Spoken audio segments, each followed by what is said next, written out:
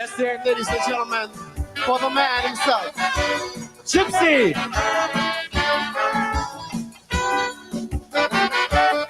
Thank you very much. A very pleasant good evening to all you wonderful folks in Grenada.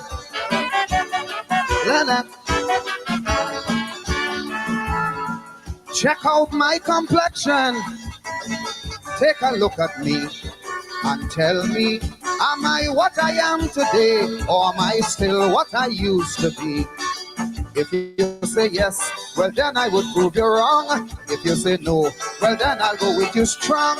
Because I know the black man of today is not what he used to be yesterday.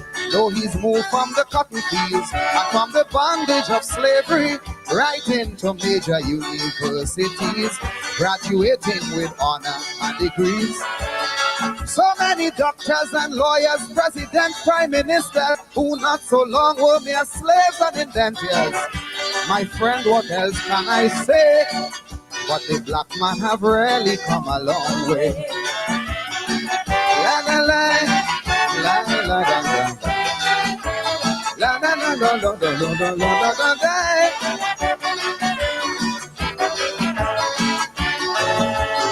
Some still calls him stupid, ignorant and dumb, ignoring completely the conditions and where he came from, deprived of his right to learn, and yet still he learn, and in any field he can hold his own. This is not no questionnaire or quiz, but if that's not progress, you tell me what is. Moving from the cotton fields and from the bondage of slavery right into major universities and graduating with honor and degrees. So many doctors and lawyers, president, prime ministers, who not so long were mere slaves and indentures. There's not much more I can say, but the black man have really come a long way. La la la la, la la la la la.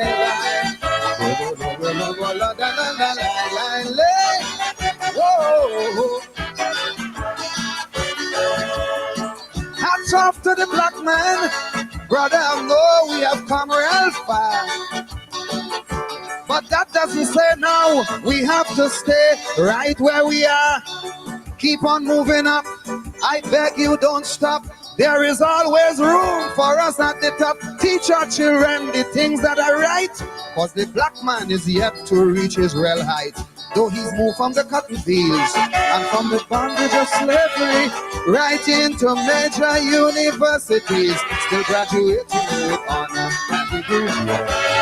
So many doctors and lawyers, president, prime ministers, who not so long couldn't be more than slaves and indentures. My friend, what else can I say? But the black man have really come a long way. Whoa, whoa, whoa, whoa, whoa. La la la la la la. Thank you. Thank you. From deprived of his right to learn, and yet still he learn, and in any field he can hold his own. This is not no questionnaire or quiz, but if that's not progress, you tell me what is. Moving from the cotton fields and from the bondage of slavery right into major universities and graduating with honor and degrees. So many doctors and lawyers, president, prime ministers, who not so long were mere slaves and indentures. There's not much more I can say, but the black man have really come a long way. La la la la, la la la la.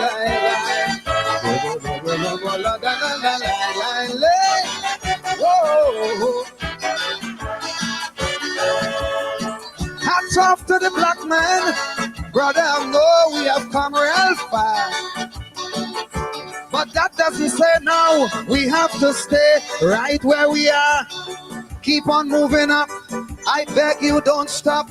There is always room for us at the top. Teach our children the things that are right, cause the black man is yet to reach his real height.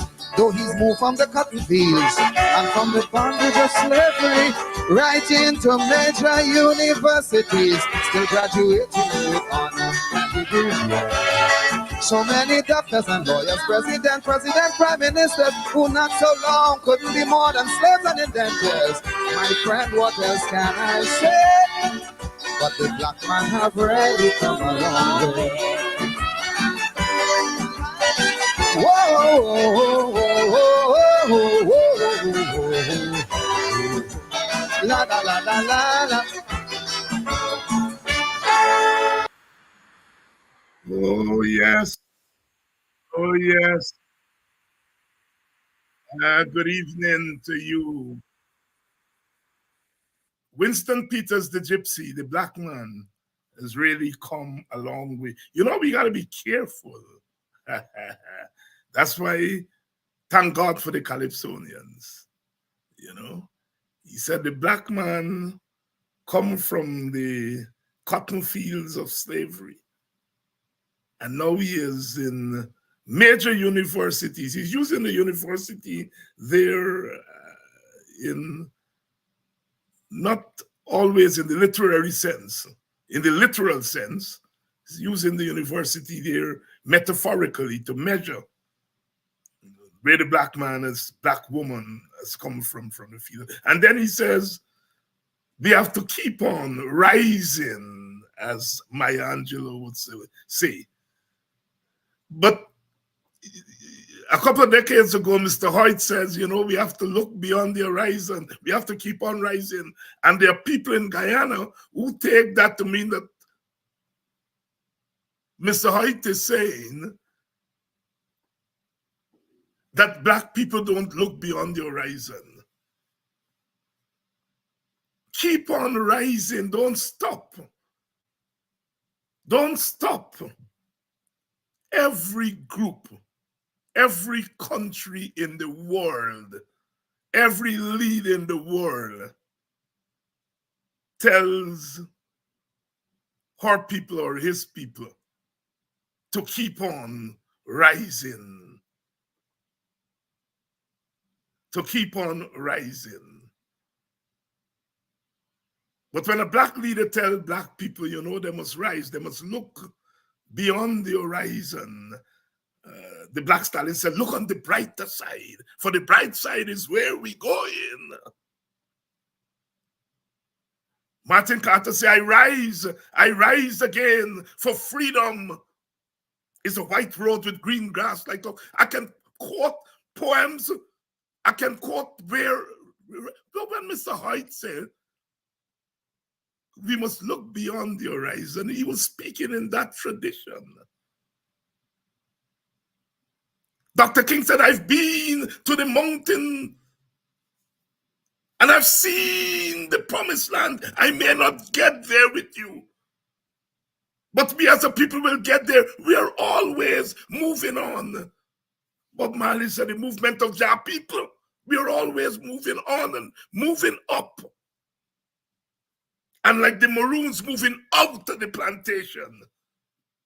Yet, a big educated man like Ravi says Mr. Hoyt is saying that black people are where we are because we don't look beyond the horizon. This is an educated man. That is the essence of racism.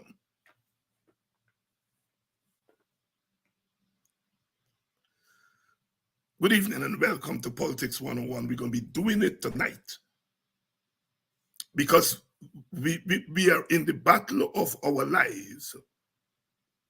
Black people. Right before our very eyes, they're rewriting our history and creating a place for us.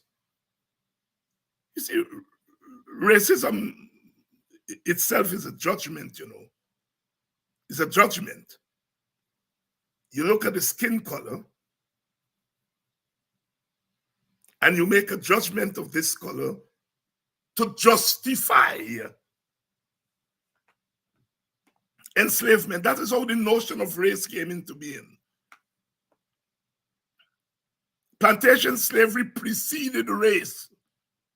Race arose out of plantation slavery. Race as a construct was created to justify plantation slavery. In Guyana, we say we are living in an ethnic autocracy. Some say we are living in an emerging apartheid system. Some say we are living in a racist country. But people like Ravi are looking at that ethnic autocracy. They're looking at the discrimination against blacks, the anti-black discrimination. And they're justifying it by saying those black people, these black people, we black people, we are where we are not because a system, a state is discriminating against us. It's because we are feeble mentally and culturally. That's the argument Ravi Dev is making in 2024. The man has ducked his head way back in the 1750s when the notion of race developed in the United States of America. And he's sitting there and pretending he doesn't know what he's doing. And you wonder why our Indian brothers and sisters will meet Mr. Tom on the road. And he just tell them, don't park there. And the first word that comes from their mouth is black inferior self. You're wondering. Ravi Dev says, oh, a big upstanding man like Driver Tom. I was surprised. But you, Ravi Dev, you are saying that Mr. Tom is worth nothing compared with other groups. Because he's culturally backward. Good evening. Welcome to Politics 101. We have a full house tonight, and we're going to talk through this because it's important for us to talk through this, because some of us black people, we still haven't caught on to how dangerous race is and racism is. We haven't caught on to it. In a sense, we didn't, we have gone through the Black Power movement, we have come out of segregation, come out of colonialism, come out of slavery. And we don't quite get it that we are still living in what Guyana calls, we are still experiencing the scars of bondage. As Brother Bob said, every time I hear the crack of the whip, my blood runs cold. 400 years and the same old mist philosophy. So some of us black people still ain't get it. We still don't recognize race if it come in front of we face. When the PPP dress up them little black girls and boys with red jersey and carry them we say, the PPP is bribing black people. Well, they are bribing black people, but what is the thinking behind it? And that is where sometimes some of us fall down, because we avoid talking about race. And what racists like the best is when you don't talk about race, because they carry out their racism and they call it something else. In 2024, you watch a proud people, or a people who say that we are proud, and we know that we are a proud people, a long history. You watch us and feel that the way to try to get us to vote for you is to come into our community with a couple of dollars and a bag of fried rice. In 2024, you are doing that and not recognizing how racially insensitive that is. And when I said it's slave catching, you get vexed because you don't want us to make the connection between the method of slavery and the method that this government is using under the guise that it's looking for votes. It's not looking for votes. It's looking for people to subdue. That's what it's doing. Welcome to Politics 101 on a Thursday night. I think my panel is ready, so I'll bring them in and let's start this conversation. Brother Tacuma Ogunseye needs no introduction. Vincent Alexander needs no introduction. Brother Eric Phillips needs no introduction. Brothers, welcome to Politics 101. Jambo, welcome. Welcome, Dr. Hines, and your viewers. Vincent, let me start with you. Am I going over the top in my analysis of what that fellow Mr. Ravi was doing on the Freddie Kissoon show the other night? And what he has always done, but he is becoming much more explicit. Am I going over the top?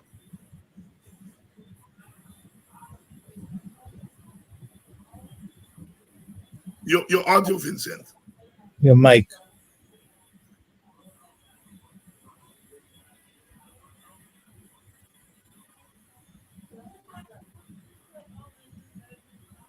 While we're waiting on Vincent there, you ready, Vincent?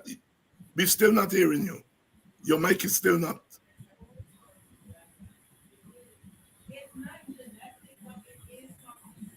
We're still not. Yes. Eric, you want to go while Vincent is fixing? You hear me now? Yes, I'm hearing you now. Yes. Right.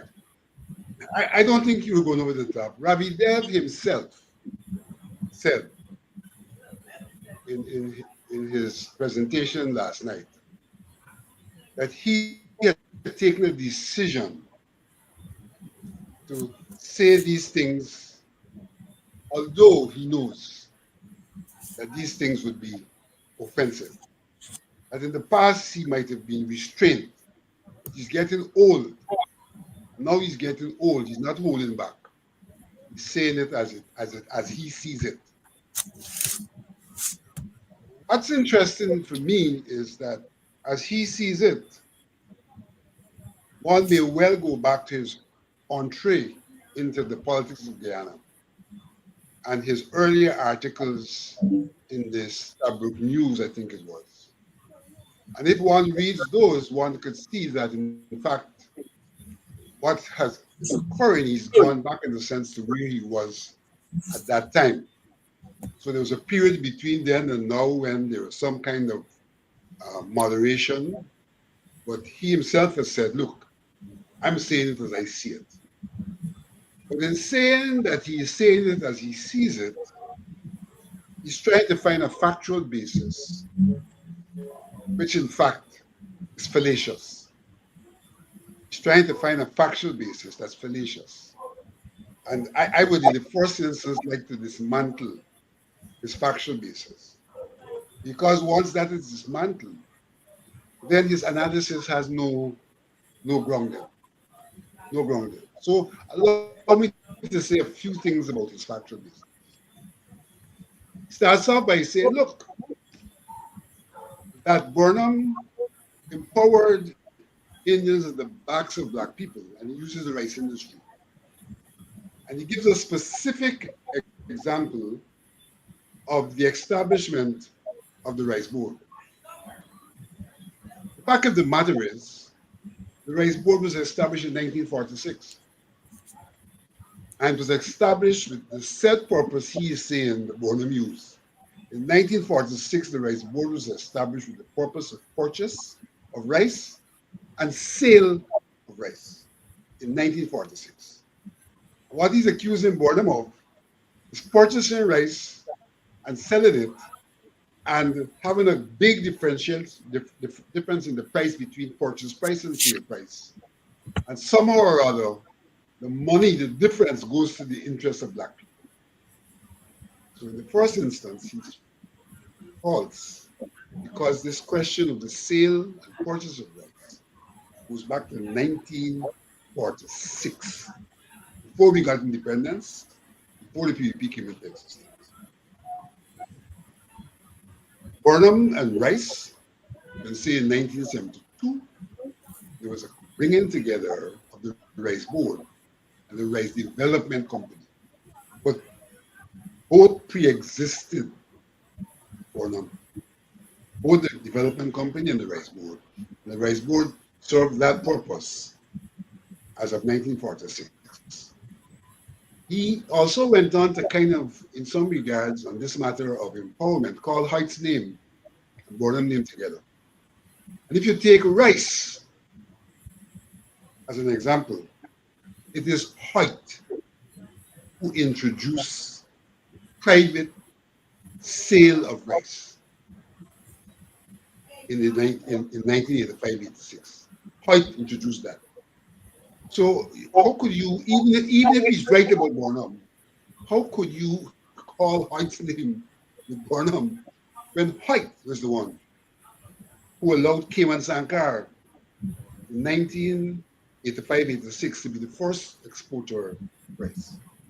Suffice to say that if you talk rice, you have to recognize you're talking about an industry in which the Indo-Guyanese had greater access and access under better conditions to land than the Afro-Guyanese would have had. Now, I'm not saying the Afro-Guyanese were going to be big in rice, though they were in rice as well. They were in rice. You know, you go to a village like Kingalee, West Berbice, the Afro-Guyanese were in rice. But the fact of the matter is that the access to the land, Indo-Guyanese had a greater access, more liberal access to land, and the Africans who had to purchase the villages after emancipation. He then goes on to talk about the bauxite industry and seeks to suggest the bauxite industry, with the electricity that was given to the bauxite workers, was an advantage that people of African descent had. But there are two things about that. That has no correlation in relation to the disempowerment of Indians.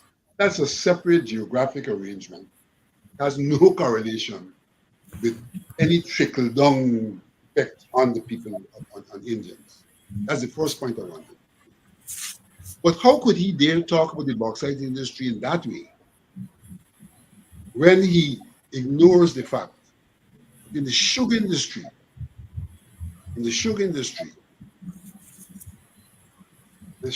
most of the sugar workers lived in what may be referred to as extra-nuclear villages. They didn't live in the traditional villages. Traditional villages, people of African descent, were taxed. In the extra-nuclear areas, there were no taxes. Indians were not taxed.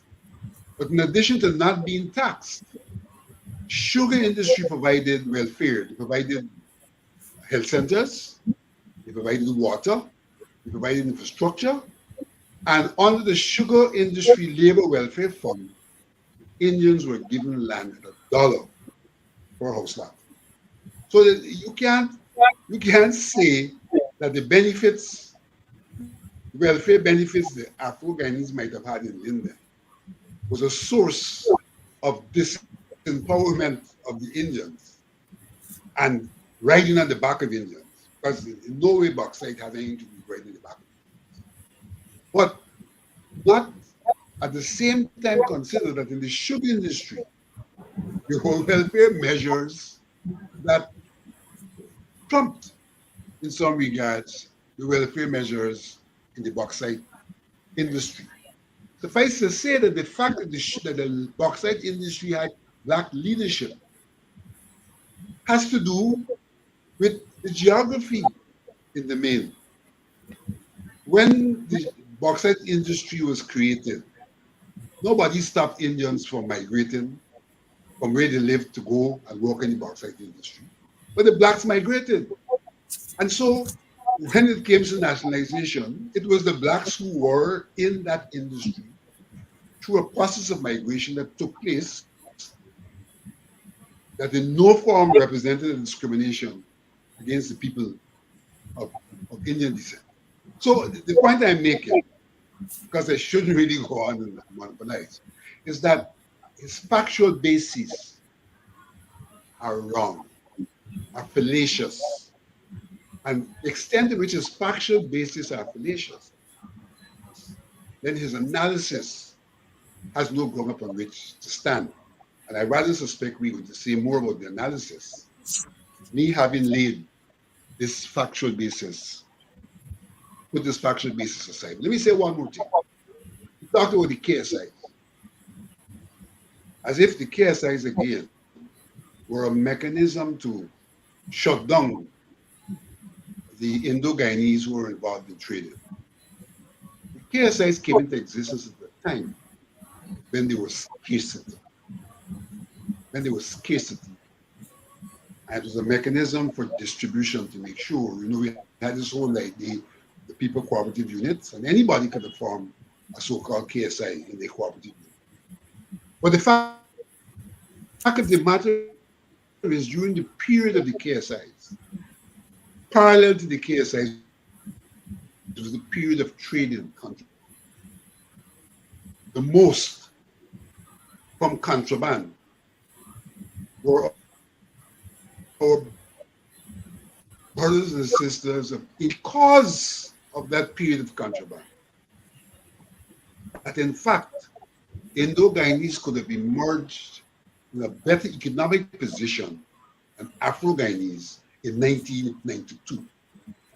So that this state of imposition he's talking about, in fact, was a facilitation of the emergence of Indo-Guyanese ahead of Afro-Guyanese in 1992, given that historically they also had advantages in terms of economic activity and in terms of the burden of funding the state, because it is the Afro-Guyanese in the main who funded the state by virtue of being state employees and who had to pay taxes whether they liked it or not, PAYE, as opposed to other sectors where we well know that taxes were not paid and therefore they were not contributing to the revenue of the state the same manner as Afro-Guyanese were. Let me stop here for the time being.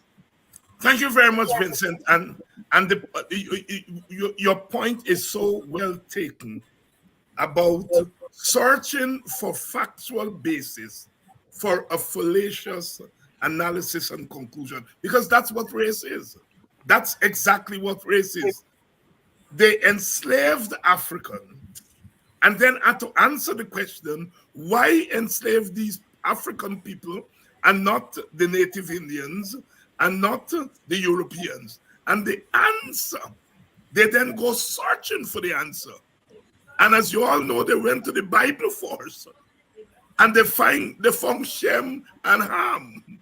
And the descendants of Ham had migrated to Africa and so forth. And they said, Noah had cursed Ham because Ham see naked. So these people that we are enslaving are the descendants of Ham. And so they are inferior. All right? And then when they weren't satisfied with religion, where next they went? They went to science. Science. And ask science to find that African people are inferior. And as we know, if you ask science to make a gun and make a bomb, they make a gun and make a bomb. And science, the science of eugenics, then take the human skull and start measuring it, and decided that the African skull was longer, and so Africans were closer to the primitive, the monkeys.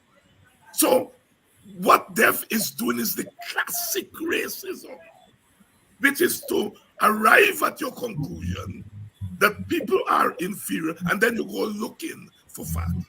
And the facts are often not on your side. So I'm very glad you started here. Tacuma, let me bring you in here. Am I over the top? No, you're not over the top. But I think that we have to be very strategic when we deal with Rafi Dev. Now, Rafi Dev is not trying to engage in any civilized discourse on race and the economic and social problems in the country. He is taking a political stand that at this present juncture in the country and in the world, there is the real possibility of Indian ascendancy. And I don't have no problem with any Indian person or anybody from any ethnic group who have a sense at a global level of the ascendancy of the people. My problem is how you engage in the domestic space. And Rafi and them realize that given the way history unfold and the economic development of the country unfold, the population injection of Indians in large numbers, and that, and I'm being generous. But I don't want you to be generous, Ogun. We don't want you to be generous. No, I'm being generous in what I'm saying. No, I'm being generous in what I'm saying. No, I'm saying because I'm not clear. I don't have the exact figures in my head.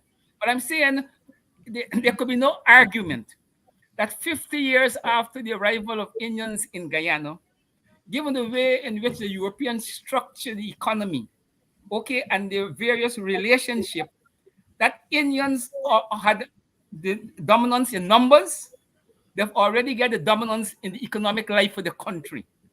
And 50 years is a lot. It happened before 50 years, but I know I can't be disputed if I use 50 years. So what we're dealing here with is that domination that they acquire 50 years after they arrive, they have never lost it, and they have been able to build on it. And I have no problems with the fact that a colonized people, exploited people in a system fashioned by white people, whether consciously or unconsciously, they have been able to make, take it to make advantage of it and evolve in a certain position. I have no problem with that. I have problem with when not the Indian masses, when the intellectual thinkers and the leaders, okay, is prepared to deny the historical advantages that they got as people coming enslavement, and people who come in and added their labor to society that already had the infrastructure, okay, the estates and so forth and so forth. So Indian, they argue about how Indians save the estates and Indian make productivity the sugar. But they didn't have to build it like how we build it from scratch. Therefore, their productivity is almost automatic. Okay, but it was built on African deprivation and enslavement. And Rafi them is not looking for a solution. They're looking to push Guyana in a way that the Indian dominance in the entire country will continue as it is. And they don't want an adjustment of it. They're not looking for economic parity, as colonized people. So we're not engaged in this in any real patriotic experiment with them or engagement with them for better Guyana. This is their politics, is to facilitate the PAP domination and their sense of Indian domination in Guyana. And this way you face them. Therefore, you can't have what we're trying to do here is a civilized discussion with people who are not prepared to have a civilized discussion. And the problem I have is that Africans have to answer these challenges not by rhetoric, by changing the balance, okay, and relationship in the society. When your politics have reached a point of that level of arrogance, when your survival is threatened to the extent to which our survival is threatened as a people, you can't argue that out with the oppressor. I mean, and I'm being careful here because Devon not the PPP. And I don't know that he will have ultimately be the ones who were making the decision ultimately when the chips come down. But I'm saying that the African failure to engage in positive and effective resistance is contributing to this impasse. All right. And we we will have get there, topic, Ogun. not We're that going to get there. But you have to appreciate that we have to, in some regard, because we are dealing with generations and new generations of African people who are not of your generation and my generation, who were socialized in the Black Power movement in resistance. Sometimes we have to go over these things for them. So rhetoric becomes important, not to engage Ravi Dev, but to engage our people to understand what is happening before their faces, in order to build up our stock for resistance. Eric, how do you read what Ravi Dev is doing? Thank you, David. Hello, gentlemen. I think we have to, first of all, understand the timing and context and the personalities involved in this discussion. Ralph Ramkaran came out last week saying that we need affirmative action because African Guyanese have been excluded from the economy. First time he said that. Kisun, in the last 2 months, he and I have had several discussions where I brought up the issue of us being called hungry belly dogs, monkey, poison them, the racism of Indians towards Guyanese. And of course, Ravi has not changed. I don't know why you're saying Ravi has changed. Ravi has always been of the view that Africans are inferior to Indians. When he formed ROAR, it was because the PPP wasn't doing enough for Indians. Ravi is a lawyer. Ravi is very educated. Ravi knows exactly what he's doing. He's trying to justify why Indian racism is so intense in Guyana that they've excluded us from oil when there is an abundance. You have to ask yourself the question, so why is he doing it at this time? Yeah. Again, it's because the world is seeing the exclusion of Africans and Amerindians from this economy. And I don't want to go down the bottom and hide foxhole because that's where he wants to take us. What Ravi is essentially saying is that Africans and Amerindians are inferior to Indians, and therefore they deserve nothing, as in the Indian caste system. That's what he is essentially saying. He ignores the fact that Africans were unpaid for over 200 years, and 400,000 plus died to build Guyana when they didn't have to. He hides from the fact that Indians were paid and got generational wealth from indentureship. Just last week in the newspaper, there was an article about an Indian Muslim who got 10 acres and created Macdoom. Africans never had an opportunity to get land after indentureship. Tacuma brought up the issue of numbers. 239,000 Indians were brought here, 75,000 went back. So in essence, at emancipation, there were 80,000 Africans and 160,000 Indians within 40 years. So their size was twice of us. Ravi Dev is hiding from the fact that Chetty Jagan went to India and empowered Korpalanis and Singha and all sorts of other Indians into this economy, when Africans couldn't because there's no one single country called Africa. There are lots of countries. Ravi Dev ignores the fact that in the East Indian colonization scheme, where Guyana was offered to India as a colony, that they were bringing Indians and empowering them, even though Africans were here and died to build Guyana, and they didn't. Ravi Dev is hiding from the fact, as Earl John pointed out, and Tacuma mentioned it, 11,000, no, it was Vincent who mentioned it, 11,000 house lots were given to Indians with a fund to build Indian wealth and communities. And that the sugar estate provided education and health and irrigation and all sorts of other benefits that empowered Indians. Ravi Dev is hiding from the fact, right? And these are all facts, that during the Jagdeo term, there was the greatest transfer of state wealth to an ethnic group ever.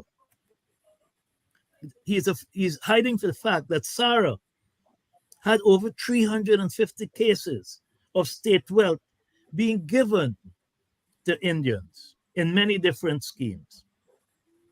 Ravi Dev is hiding from the fact that in today's procurement in oil, very little goes to African or indigenous people, all go to Indians, even those who are not qualified. You have people who have never built a road getting $9 billion to build a road. So Ravi Dev, in essence, and Kissoon, because they're now trapped by what I've argued, that Africans are being excluded from the economy and that non-Africans own about 90% of this economy because of oil and the racism in oil, and because Ram Karan is now trying to give an excuse as to why Africans are excluded. If you read his article, he's saying there needs to be affirmative action. And when you look at those reasons, he's giving all the reasons why we were excluded.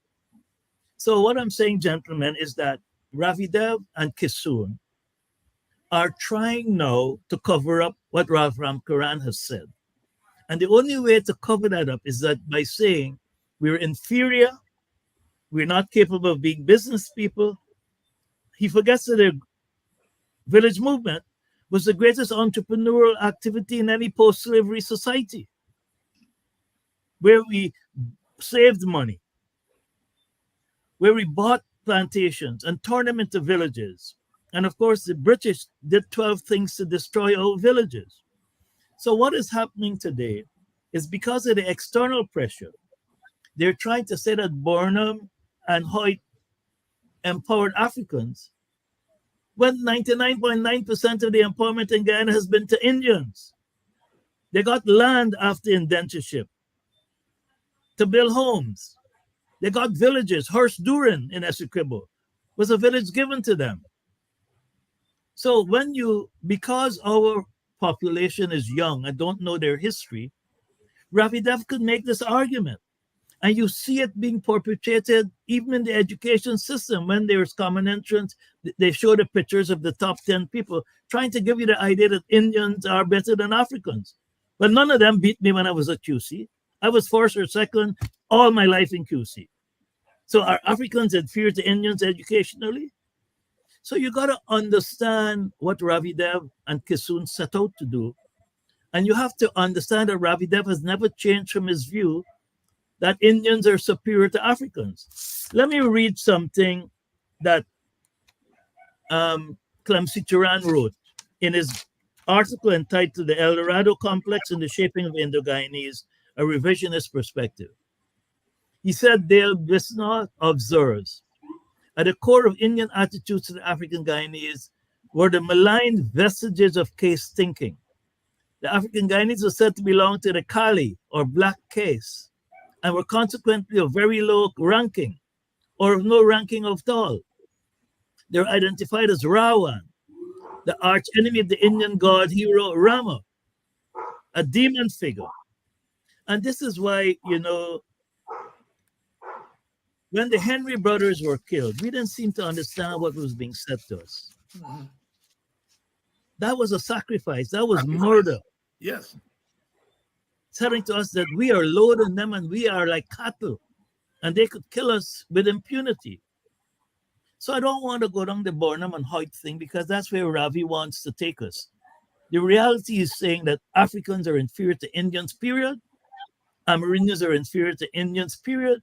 And he's trying to use that to justify why we've been excluded from the economy by making the argument subliminally that even if we got empowered, we didn't know what to do with it because we're backward and of lower standing than Indians. That's what is really being here. The timing, the context, and Ramcharan's no statement that we've been excluded from the economy. And there's a time for affirmative action. They've been affirmed since they came here in 1838 through payments in indentureship, through housing. And this is why Ravi has been pushing in the last few months federalism. Again, trying to trap us into Region 4, which is 7,900 square miles, and where they will get the rest of Guyana. This is why his partner in ICDN wrote about 4 years ago that Indians cleared more land than Guyana. And then when I made the argument, okay, Guyana is 80% forest, and the Venn Commission says we cleared 18%, that's 98%. Show me what Indians cleared. There is this attempt by the Indian intellectual to influence the broader Indian mass and the political architecture by saying we are inferior, and therefore we could be sacrificed and we should be given nothing because Indians are superior to Africans. I end my argument.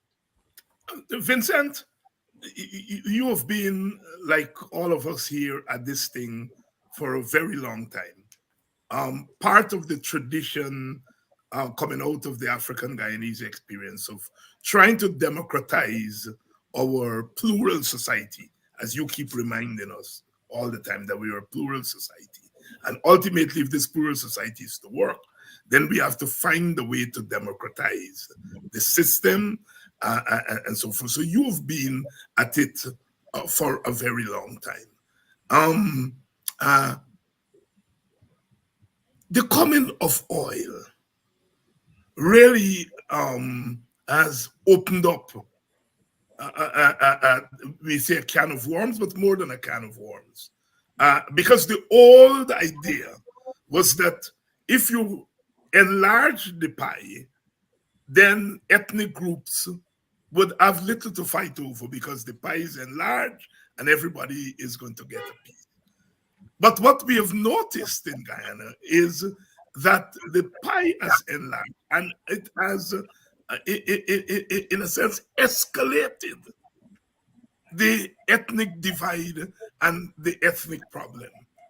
And now, as Ogun has pointed out, is a case where Indian representative, the Indian capitalist class, the Indian bourgeoisie class, they're in charge of the economy. And they are working in tandem with the Indian political class that controls the government and the state. And therefore, in the context of oil, there is now an opportunity to really, in a sense, once and for all, concretize this divide that has been building over the caste system. Say it what it is. They want to bring the caste system here, and we're at the bottom of the ladder. Right. So here is Ravi Dev, Vincent, who's saying the institutional construct in explaining why our ethnic groups are where they are is not the explanation, it's the cultural explanation. And that culture is defining culture in an essentialist way. You're born this way, and Eric is quite right, because that's the caste thing, right? You're born a certain caste, and you die a certain caste, right? And that Black people have some innate cultural traits that do not permit us to exist in a state of freedom, and in a state like where Guyana is, where there is money to be made, we cannot exist in that state. Speak to that issue, because it's very profound that you have been talking about how is it that we can use our history as a guide to solving some of these problems. David, I want to come to back to that point about we don't look beyond the horizon. Yes. When people of African descent got their emancipation and they were able to save money and establish villages, weren't they looking beyond the horizon? The mere act of saving money with the intention of purchasing villages is an act of looking beyond the horizon. When they got into the villages and they sought to become involved in at two levels, economic level in terms of production and in the governance level in terms of management, weren't they looking beyond the horizon? When they were oppressed in those villages were flooded out and things like that, and they sought to move into quote unquote the public sector, weren't they looking beyond the horizon? When in every African Guyanese family, you're told that education is the key to success, aren't we looking beyond the horizon? So that everything that we have done, from rebellion, not accepting slavery, from being emancipated, from villages, from becoming the intelligentsia in the country, everything that we have done is looking beyond the horizon. But in looking beyond that horizon, we have had to face a number of challenges. And in facing those challenges, one may argue that certain traits have emerged. Traits which benefited us, but traits which are not necessarily the best of traits in the environment in which we're existing. Let me explain that. So we developed the trait of education being the source of success, because we experienced that entrepreneurship was not our source of success. So to a very large extent, the African Guyanese, out of his lived experience, emerged into the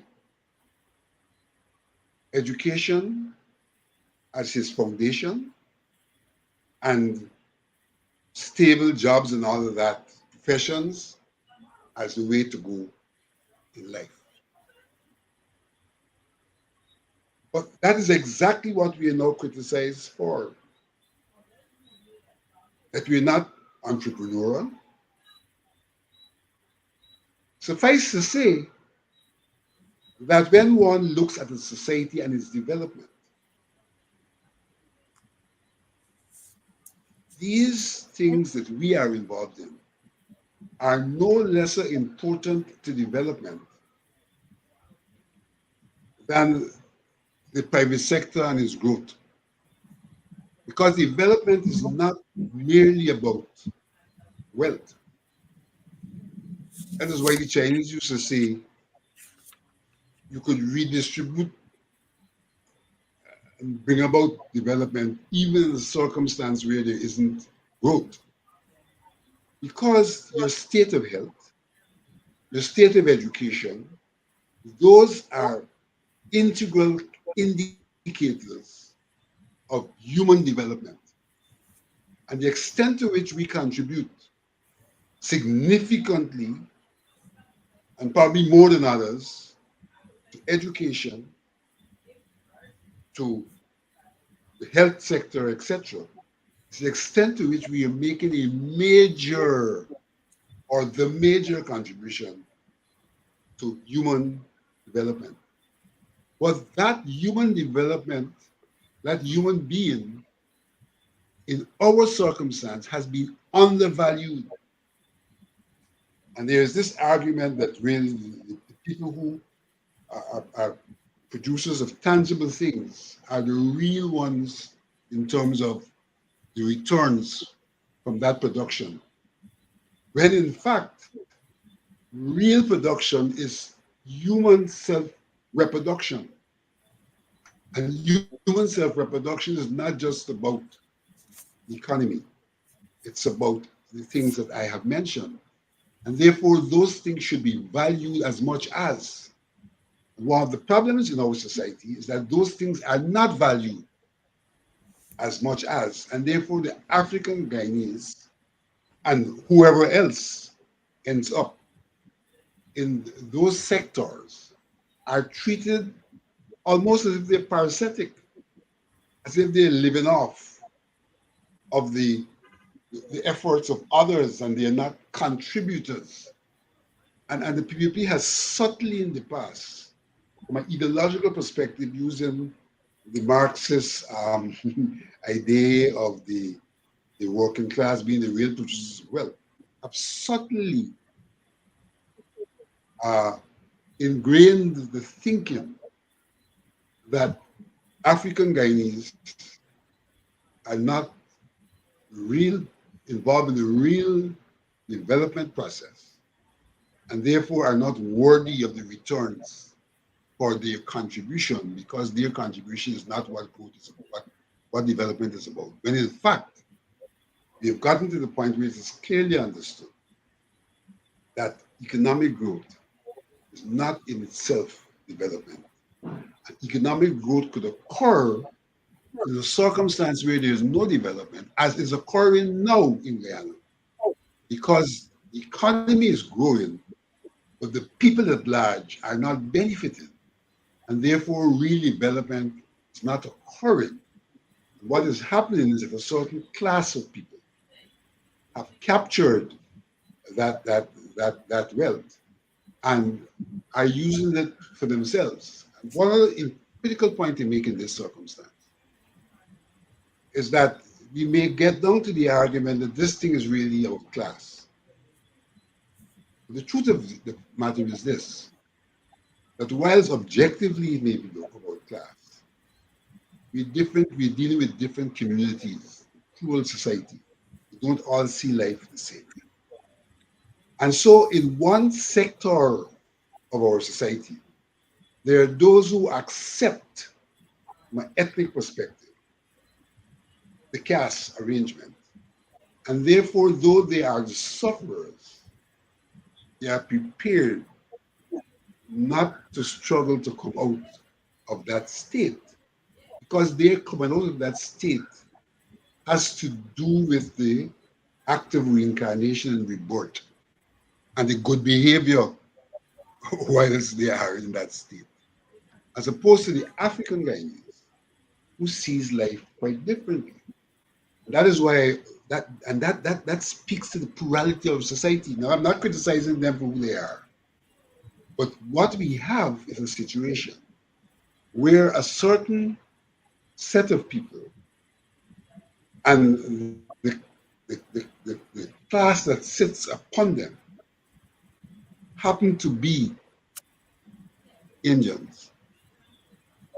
And they're using their own structural arrangements to have a united interaction with people of African descent whose value systems are different, who do not accept that caste arrangement.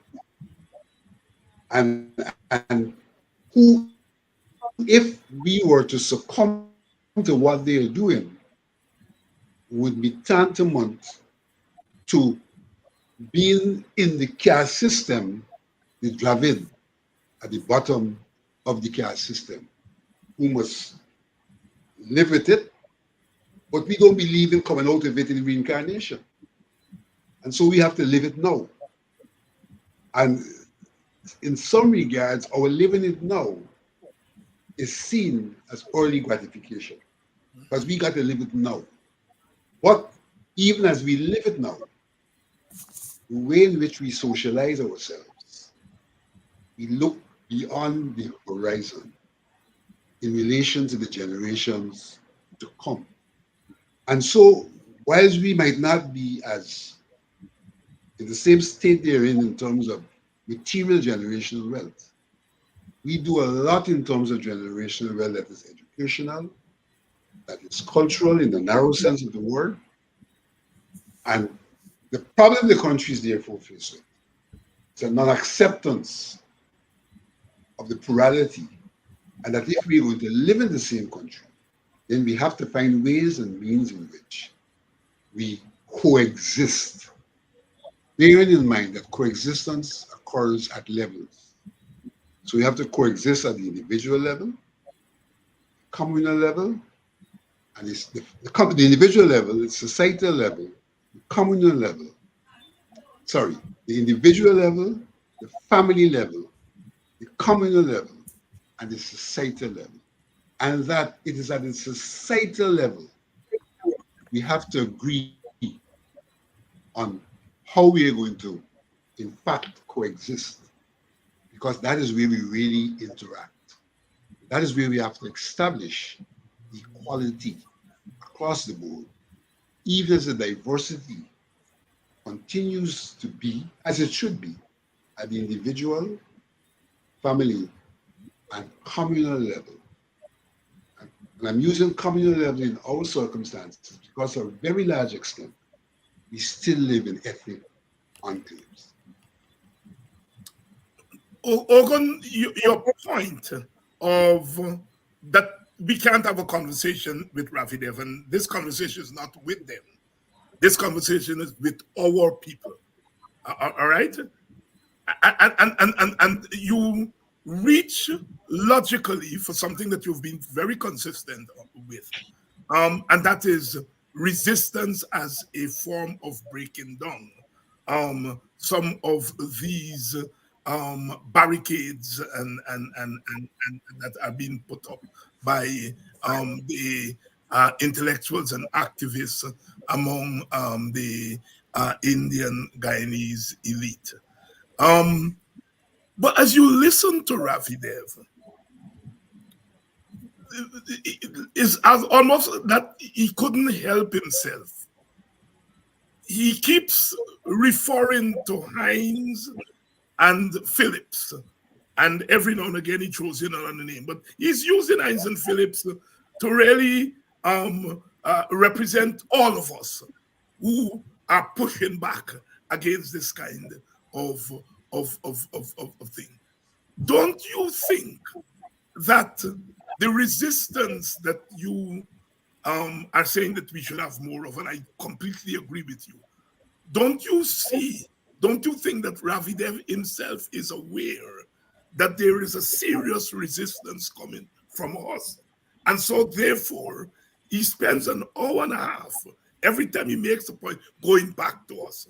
Don't you think that we are doing some good work in terms of fortifying our people against the onslaught that is happening before our very eyes? No, I mean, I'm surprised you asked me that question, because I've always been making the point that we have done an excellent work. The question for African people is not a lack of knowledge of our situation or what is being happening to us. We have done an excellent work to get our people at a level of consciousness, and I don't know how much more consciousness we can build, because we deal with consciousness one-sidedly. Consciousness can be just mental activity. It has to be backed by physical activity. No, and I'm telling you, the problem that we have here is that we have oversaturated our people with verbal consciousness, and we haven't put the organization and physical resistance, okay, to strengthen, okay, and to give real meaning to the mental work that we have done. We have been lopsided. There are people who have in the world who do less of what we do mentally, but they do more concrete things and they got more results.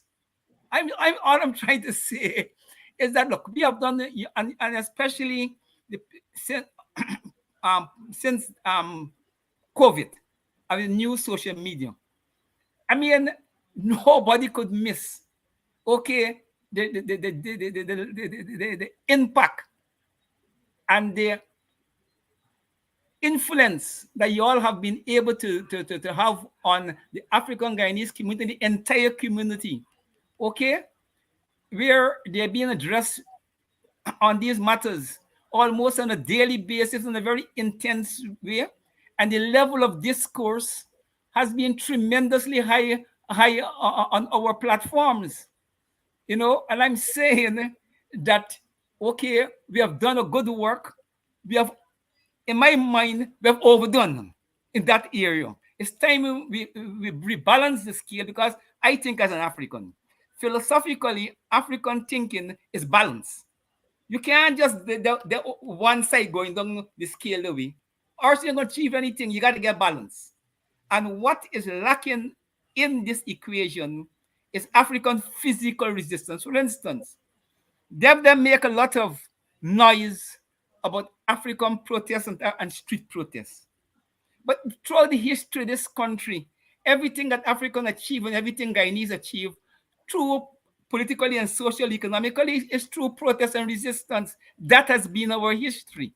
But every oppressor wants to detach you from effective forms of your history, and that's what they're trying to do to Black African people.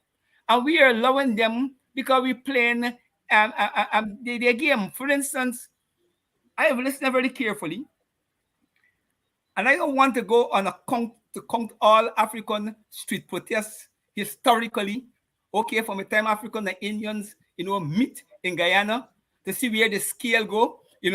I know where the scale go. I know they've been exaggerating. But okay, I say, okay, there is a basis that at times African protests could lead to attacks on Indians. But here, we could have protests in boxes in African areas, bring the people out in the thousands, and demonstrate to the Indians and Ravi in the world that Africans could protest and occupy the streets, and we didn't touch an Indian. That is the way you shatter, okay, the propaganda. It is time you don't argue it out anymore. You say, every time you come on the streets, we threaten Indian business, we beat up Indians. Look, we bring all them thousands out on the streets there in these African communities. Show me the Indian house or the Indian business that get assault. Show me the Indian that get beat up. That is how we have to break down these things. We reach a point now that we can't argue these things out. We say, look, Africans are at a point where the economic imbalance, we're not like we're at a point in this equation with oil. Even before oil, the Indian domination, the economy, the one-sided domination economy have gotten so out of hand. Whatever is the reason, I don't even want to spend time on the reason, but just the objective fact that is imbalance. And it can't be sustained in a multiracial society, therefore it has to be fixed. Now, if the Indian political leadership is visionless and doesn't understand that they have to enter into historical compromise to fix it, we Africans and Amerindians, but I don't want to speak for Amerindians right now, we Africans who feel that we are facing an existential threat to our existence have to fix it. And that is have to be our approach. And in fixing it, I am certain you won't get solidarity from Indians and other people. But don't expect in this equation that Indians will come to fix your problem. It's you have to fix your problem. And I'm saying that Africans can solve this problem overnight almost in political terms. And we are our worst enemies because we don't want to take decisive action. And we're thinking the way the white people have conditioned us to think, which is against African interests. I don't know which African leader doesn't understand what African face with. You have a situation where before oil, you don't control 10% of the economy. With oil and the way the people behaving, you need any education as to what it means to Africans. Therefore, you have to stop it now. Don't wait till you consolidate. And we know our states, lead to a lot of violence and viciousness. Don't give them the time to consolidate where all of the negatives of the oil state, it develop, because at that time you're going to pay a higher price to dismantle it. Dismantle it now. Stop it now. It is in the process of consolidating. Stop it now. And that is the challenge facing us. Not all of the, we need these discussions, but at a different point in time, we have to bring back sanity to the body politics of the country. Eric Phillips and Vincent Alexander, the question of resistance that Ogun raises. Let me answer, David. 1763, Governor Kofi made a proposal. We seem to have not understood what he was saying. If Ravi Dev truly believes that we are inferior to Indians, why should Africans want to live with Indians? Because your fate is known. You'll never grow. You'll always be oppressed. So why not live separately apart? So I'm asking Ravi, if he really believes that we're inferior to him, as has been his thesis throughout his life, should we not have a referendum on splitting this country and the wealth in two? You don't like us? We're inferior to you? Go live by yourself. We go live by ourselves. We died for the country. Half the wealth is ours. So in essence, what Ogun is saying is also right. Nobody's going to solve our problem. We have to solve it. And we have to put the proposals out there. What has happened, though, is that what is going on again is now internationally known. All the African heads of states know what's going on in Guyana. All the Caribbean heads of states going on what's Guyana. The US, the UK, everybody knows what's going on in Guyana. The numbers are there. Who gets all the contracts? Who is accumulating capital? How is capital accumulated in Guyana? Through state assets, through contracts, through money laundering, through gold smuggling, through cocaine smuggling. We're not involved in that. So if we can't get involved in capital accumulation to grow, why do we want to be part of a state that excludes us? And Tacuma is right in that this thing is consolidating very rapidly. Within another 2 to 3 years, we will be outside of this economy. And that imbalance will be more difficult to solve. Look at the contracts. Who gets them and why? People who are unqualified, never built a road, getting billion-dollar contracts to build a road. That is racism. And what Ravi is doing, and what Kisun has been doing, is trying to justify this by saying we're inferior. And what Ralph Ramkaran has done is to throw some water on that by writing that we've been excluded purposefully, even though he tries to justify it with the state of the economy and this and that and that. Ralph Ramkaran knows we've been institutionally, historically, and structurally excluded from this economy.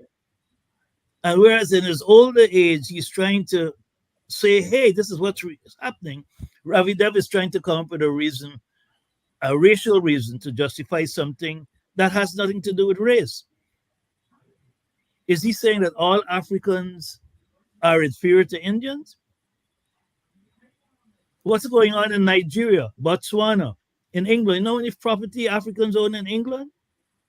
It's because of the historical racism, the historical enslavement, and the empowerment of Indians in Guyana. That's where we are today. They're no brighter than us. They're no hardworking than us. We built villages. We fought for freedom. They didn't have to fight for freedom. So the philosophical question to Ravi Dev, okay, you tried choice federalism to trap us again with a con artist move because you know that this is unsustainable.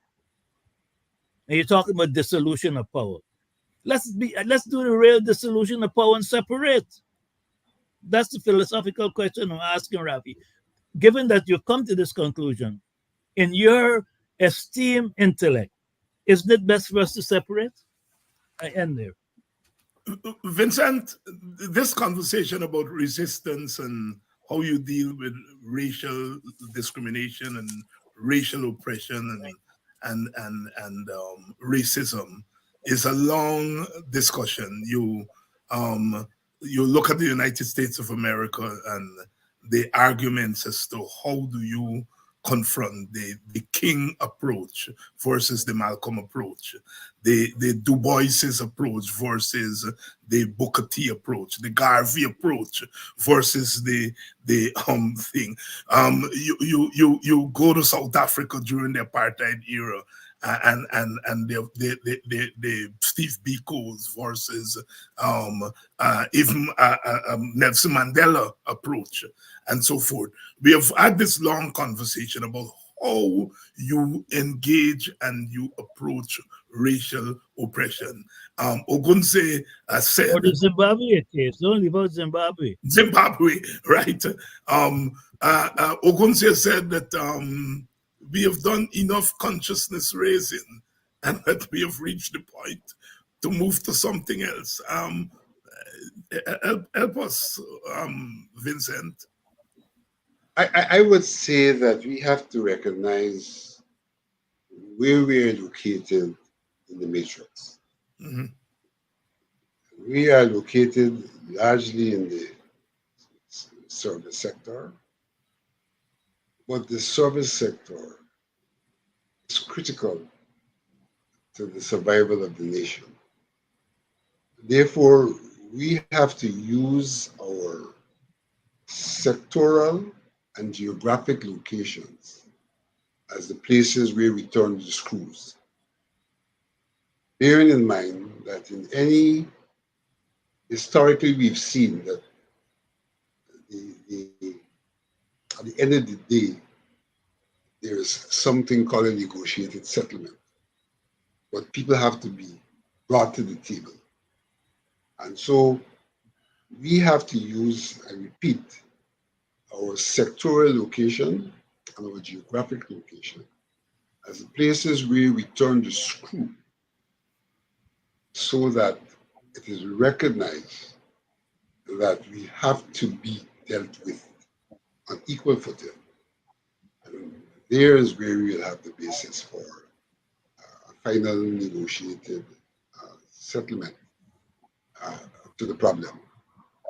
And that negotiated settlement will then deal with the issues of distribution of wealth and the issues of governance, which I would say are the two major issues that confront us. The country's patrimony, how we deal with the country's patrimony, and how we fashion our governance. And the two are interrelated. One doesn't go without the other. Just on the side there,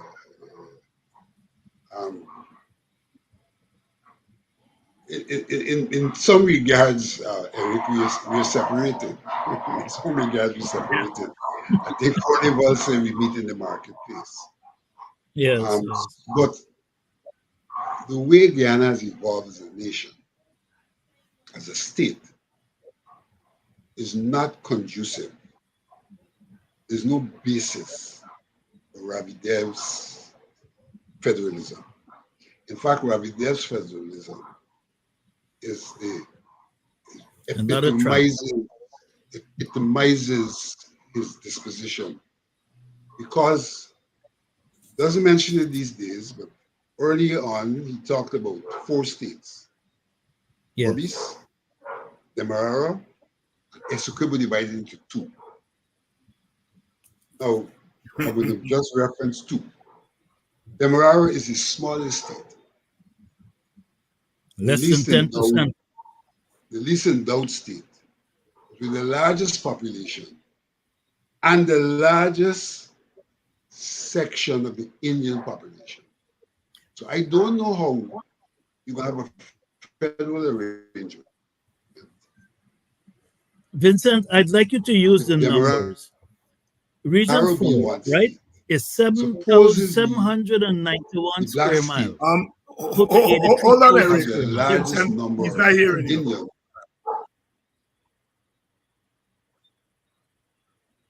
You have the largest number of Indians in any one state.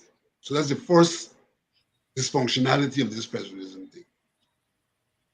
Second one is this, that he then goes to Essequibo and he gives to the Amerindians the part of Essequibo that is not most endowed.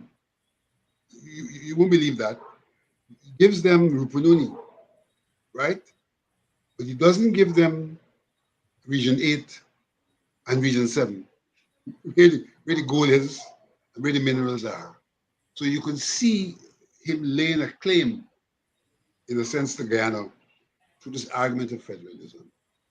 Federalism, which historically has to do with separateness,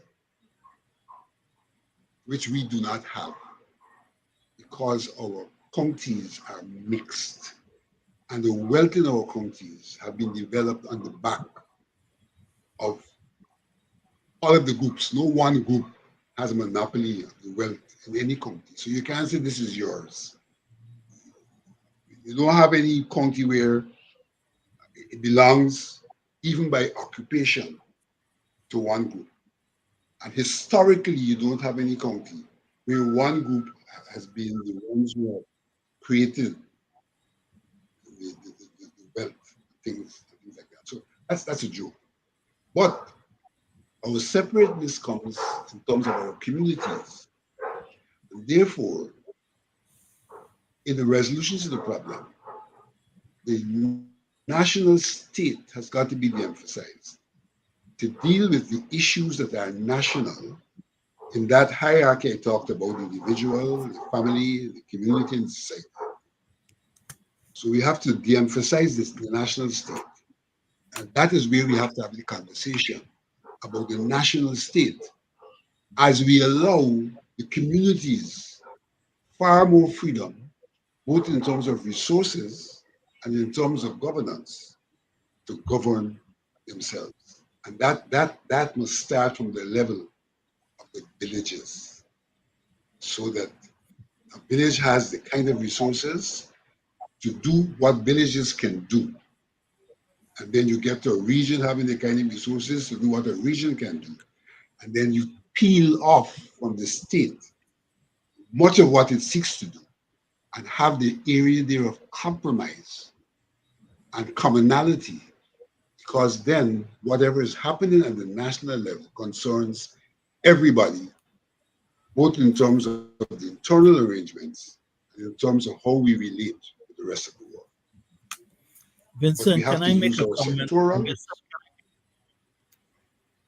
Yes, go ahead quickly, Eric.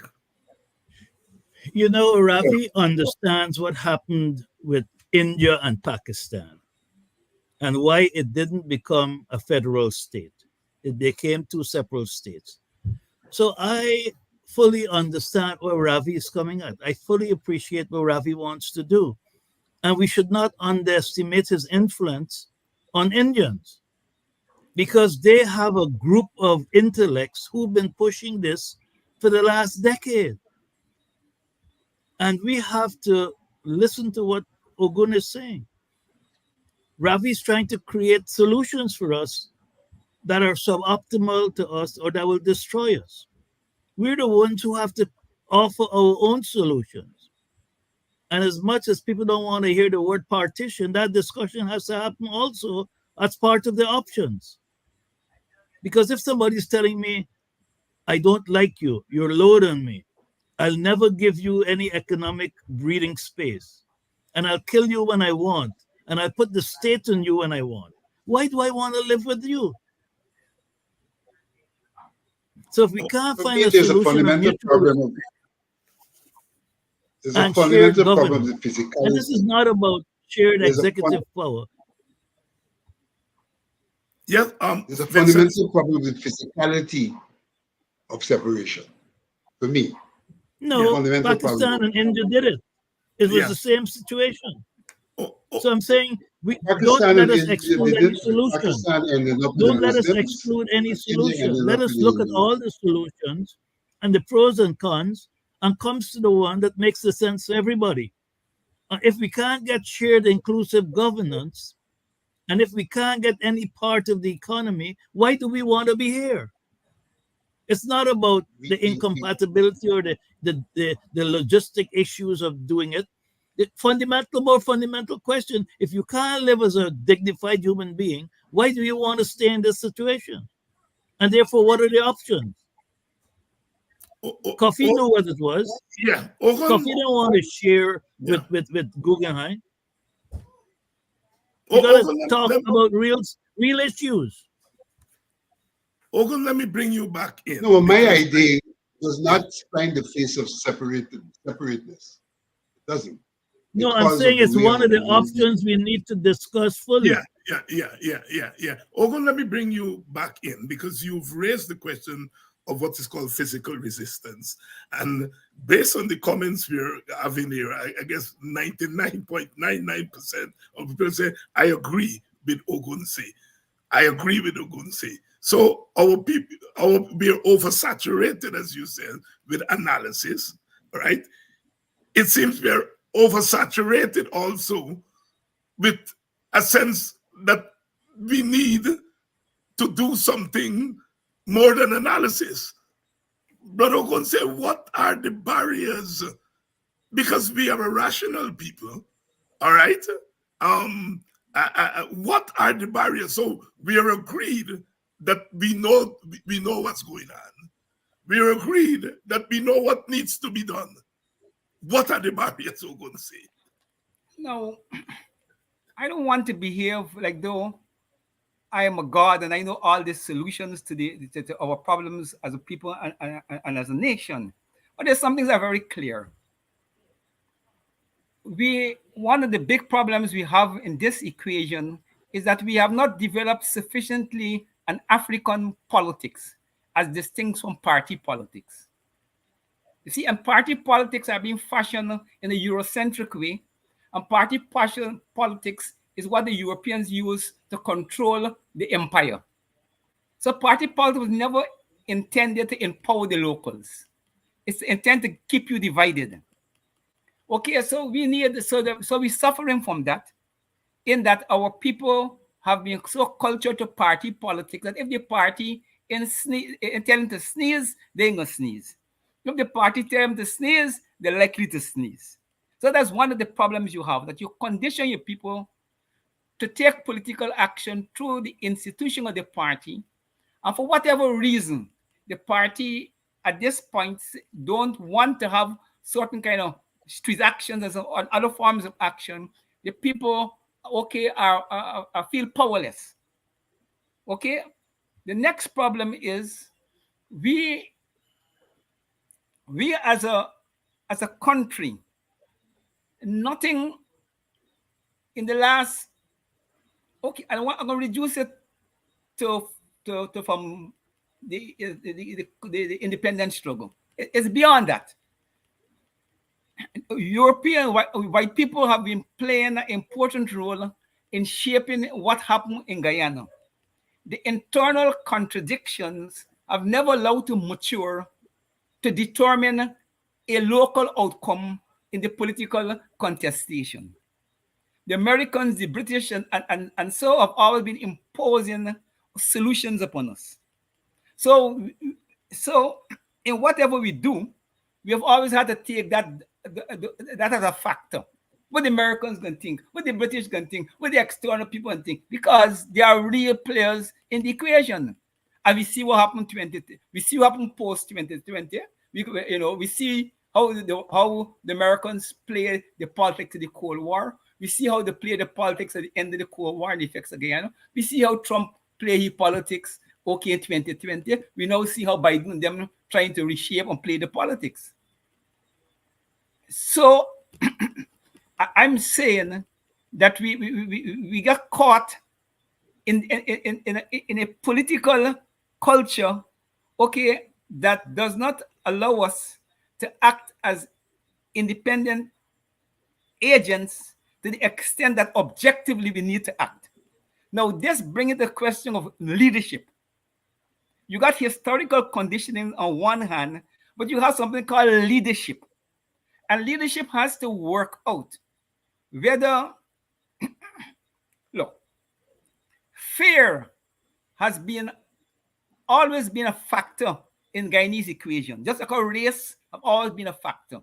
The country was bought in race. So you can, at no point in Guyanese history, you can't say race is not a problem. The same thing with fear. From slavery to now, fear of always being a major factor that influence resistance, and we have had to overcome fear. And the PPP has built upon that fear and have instituted a level of fear in the country that have affected African people in a very profound way. I've never seen our people in such a bad state. And I'm 72, so I'm not a young person. You know, and I was in the struggle at the age of about 16 or so. And I know all the twists and turns about the struggle. And I'm, as an African activist, I'm telling you, our people have never been in this state of fear as it relates to political action in the history of the country. And I'm saying it's a question of leadership.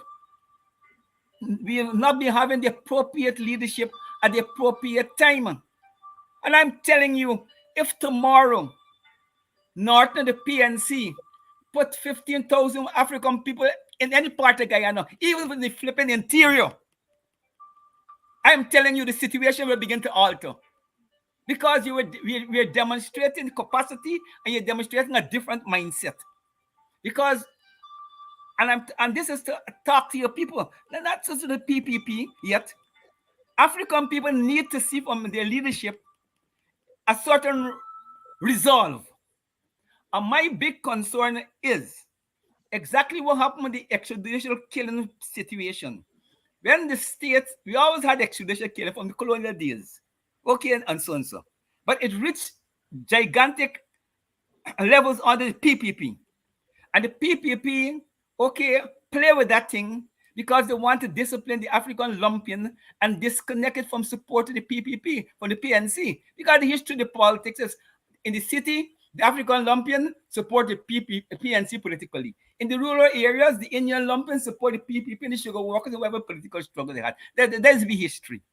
And therefore, the PPP is set to use the state and the police, okay, to deal with African lumping in a certain way in order to make them politically ineffective if the PNC need to use them. And it leads to situation get out of hand.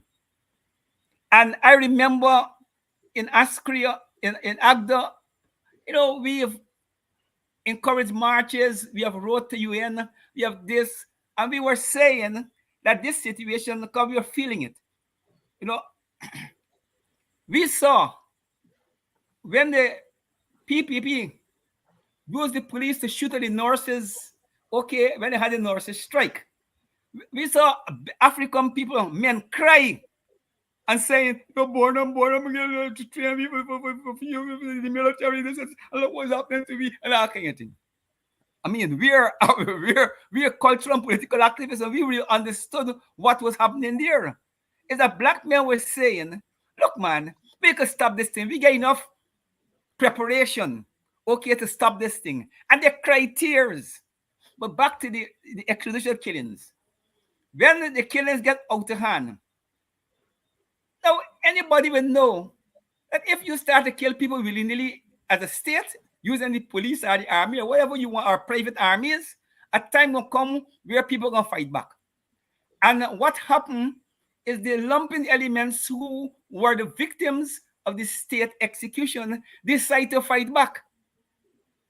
And now, unfortunately, we as an African community allow them to take the burden when it's we who's supposed to have stopped it and make sure that they didn't have to do what they had to do. Politically, if the African political leadership and the middle class and all of the African thinkers had said, look, we understand you're playing here, PPP. Okay? We're going to stop this thing, or we know where it's going to go.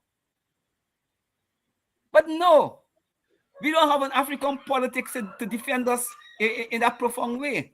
But and don't we have to develop that politics, Brother Ogunseye? Yeah. I mean, I'm afraid. Is spot on. But I think don't we have to develop that politics? You see the point is, I'm saying politics don't always go in a straight line. There are times when things come to the fore and the forces gather, you have an explosion.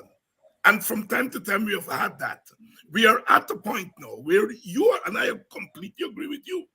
And I don't think that Vincent and Eric will disagree with you, that we have to develop a new African politics.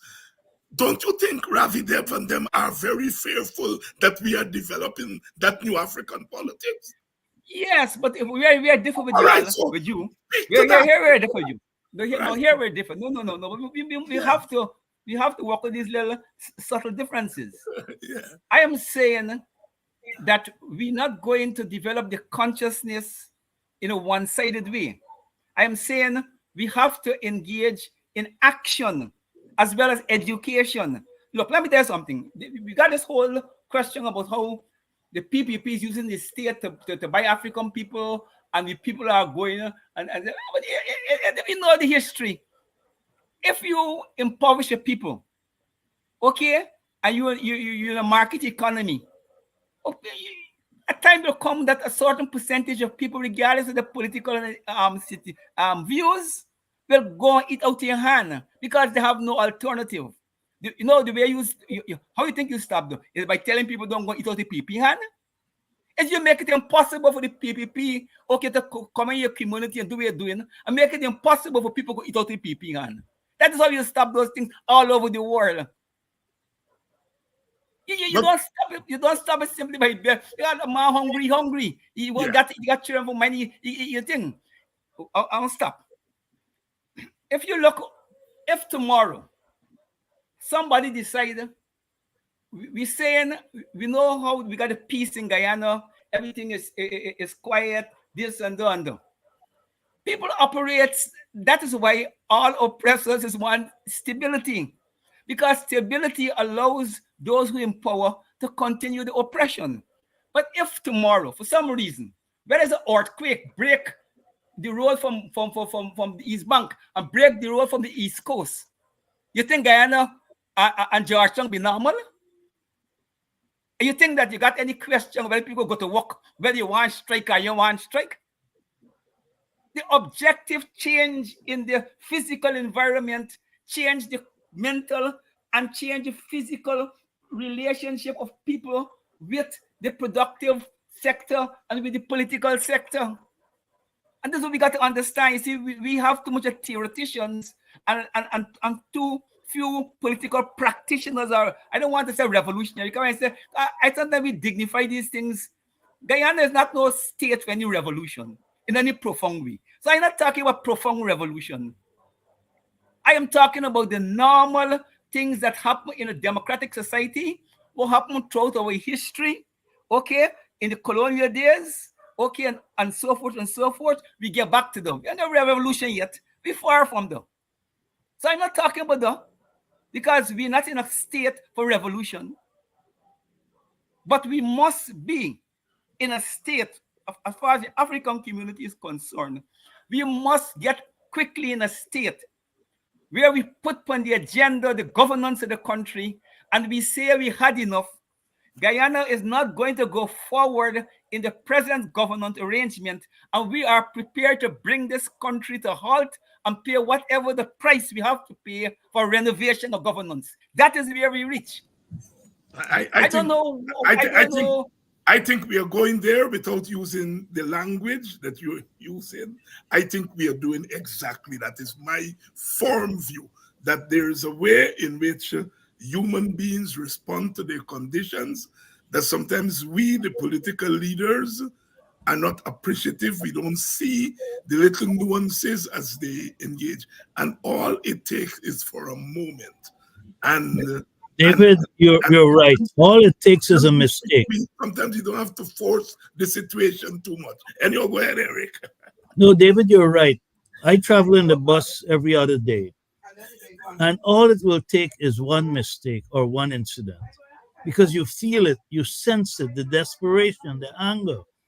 And I know that the president and vice president and Ravi understand They it. understand that. They're terrified of it.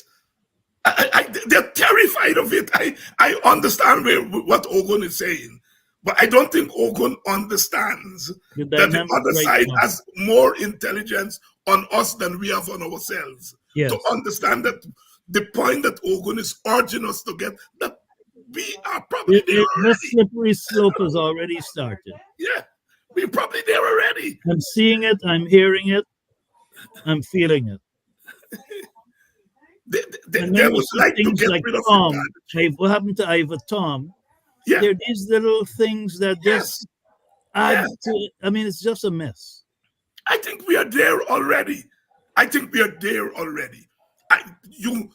As I said, in struggle, you don't only look at how you see the world or see yourself. You look at how others see you and what they do. And the way in which this government is pounding us and they're in a hurry is because they recognize that there is resistance. And that's why Ram Quran came out with that article. He senses it too. No, but I agree with you. But all I'm saying is we got to hasten the pace. You see, remember Well, here. well, OG, you're an old revolution. You're an old revolutionary. And you know that the thing about oppression is timing and measurement. Yeah. Every oppressor, I have always been arguing that the PP is not stupid. The PP know that if Africans decide to behave in a certain way, they got to come to the table. At present. But the PP playing a time game. They know that if they continue to get us in the present state that we have, and they get 2 or 3 more years with oil and they consolidate, they're going to undermine all of the strategic areas that we have find ourselves in a state that could apply pressure to them. So this is a time factor game. So it's not just, I know they're concerned, but I also know, okay, they're working with a timetable, and I'm saying strategically, I got to upset your timetable. You want 3 years, David, I give you 2 months. You know, David, the teacher strike was a moment that was one of those moments. And there are many other moments like that happening. And again, I agree with Tacuma, it's leadership. It's leadership of fear. This is Vincent, society of fear. Vincent, the political party fear leadership, pragmatic leadership, as opposed to a militant leadership that says we are here, let's do it. What? I think the issue is leadership. But I don't think the issue is simply leadership emanating from a political party. I think it's leadership that has its origins in the community and in the sectors which I refer to. And the pulling together of that leadership in action. It's not just leadership from a political party. The political party may be driven if they see that occurring. They may be driven. Yeah. But I think it has to start somewhere else. Yeah. Sectoral and community leadership. Yeah. That's how it always happens. The political parties are going to be hesitant, and then they'll be pulled along with a wave, and they have no choice. Yeah. I think it's happening. You look at the way in which the other side is trying to separate us. Nigel going to Lenora Market and this body going there and so on.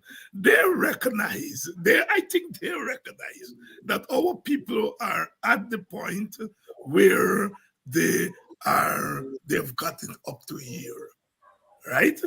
I think they recognize that. And I think we have to recognize that. But we also have to recognize that there are realities that face us, all right? We had the experience of the 1960s. It's still relatively fresh on our national psyche, right? We live in a world that is complex. Guyana is perhaps one of the most complex countries in the world. And I think we have to work it. It's not complex, David. It's racist. It's not complex. It's racist. I think we have to work it through. I think we have gotten to the point where we are pulling things together and we are forcing action on the other side, acts of desperation on the other side. And we have to be very careful. Ravi Dev's presentation is an act of desperation. Oh yes, oh yes, oh yes, oh yes, oh yes, oh yes.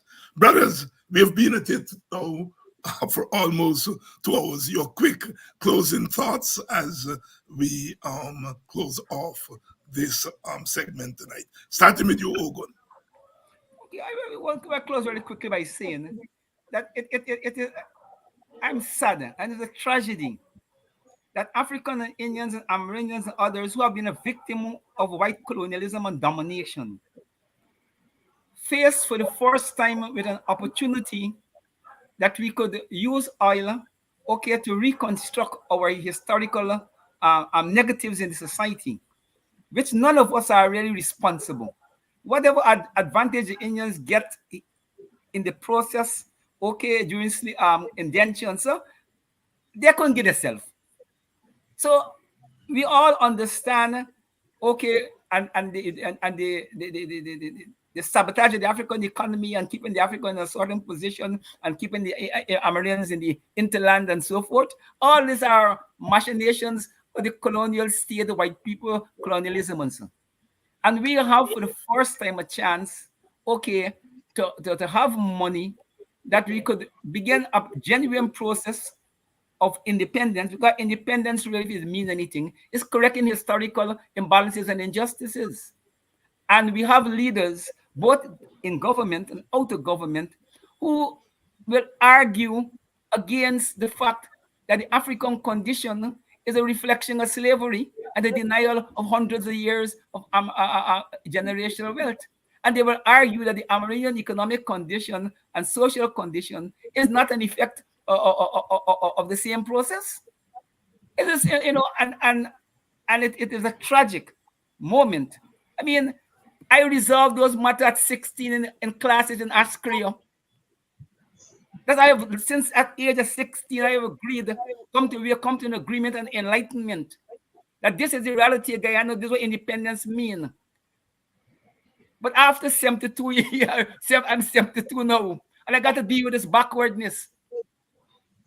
And I'm thinking it's tragic, and this will be passing on to the next generation. And I am fearful.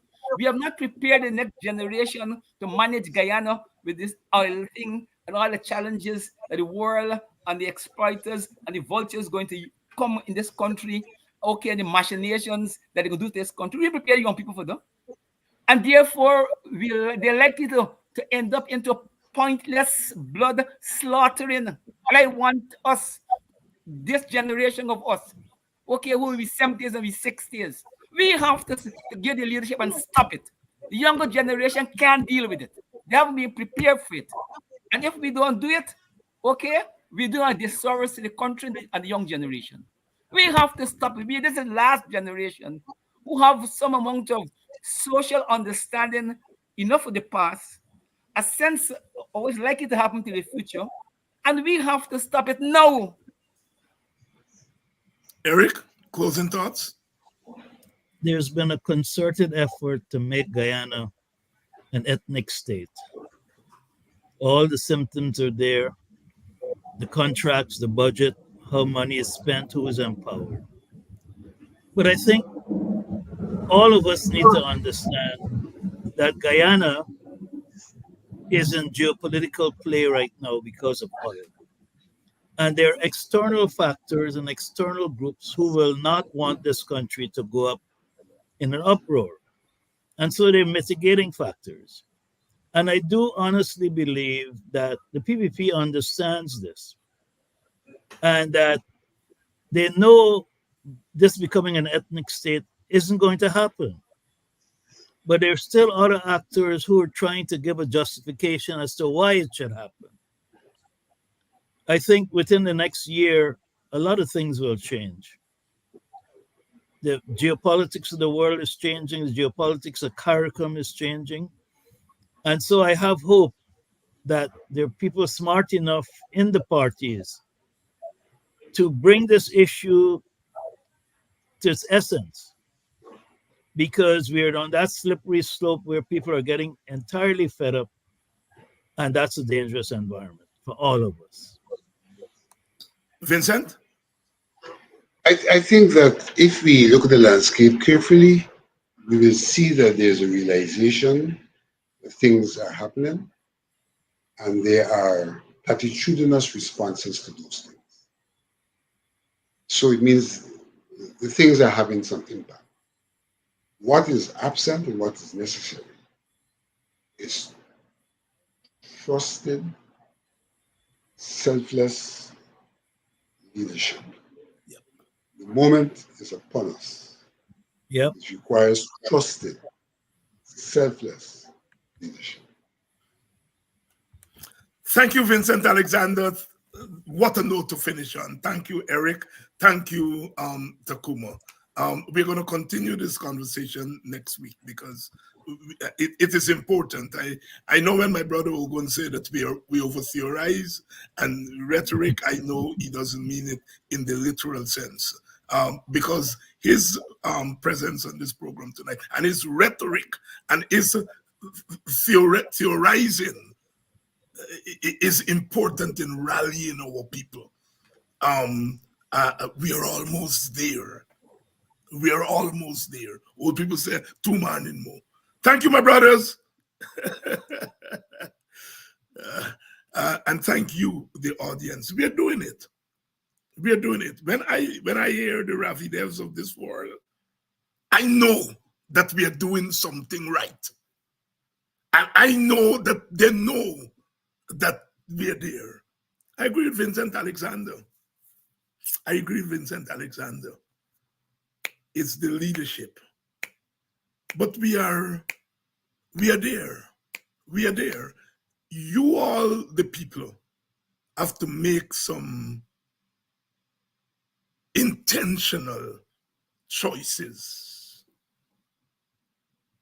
Leadership doesn't fall from the sky. Leadership comes out of the circumstances that we have. And like I said, I think we're getting there, and I think they know that we're almost there. If they can put the 4 of us who are here tonight and the rest, some of the rest of the leaders in jail, they jail us tomorrow.